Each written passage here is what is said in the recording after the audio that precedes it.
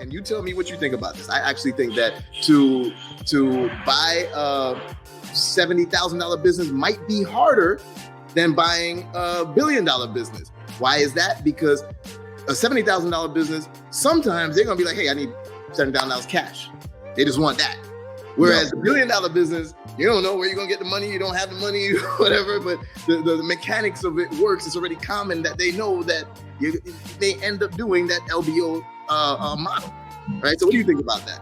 Yeah, so I think the financing is easier on the $1 billion business. So what, like, you have the situation where on a $1 billion deal, there's a lot of competition and there's a lot of interest in people who want to invest because that's a secure investment. If something's grown to $1 billion, there's some security in it. It's not going to just disappear. So you have people that are willing to put in debt financing. You have people that are willing to put in equity financing. And so the financing becomes obviously all the books and all that stuff is in perfect order.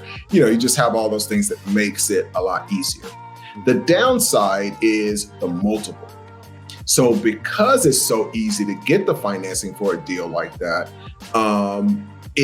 you're going to buy it at this super high multiple. That's one of the interesting things, even with Elon's deal. It's like, at the end of the day, you're paying, this just 30x of what the business is actually generating. And in that world, that does work.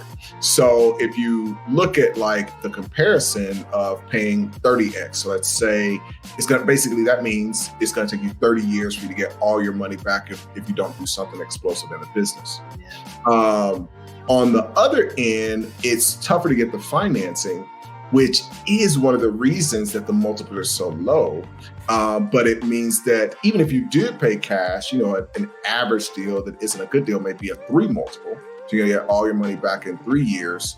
Or you're, in the case of my deal, you find a special opportunity and you're buying it at a 1 multiple. So whereas with that $1 billion deal, it's gonna take you 30 years to get all your money back.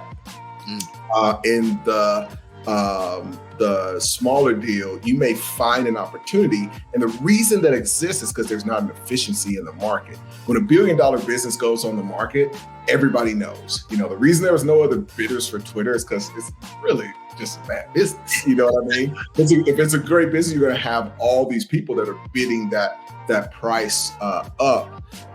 In these deals, you get to talk to that person. And most of my deals, I'm literally the only bidder.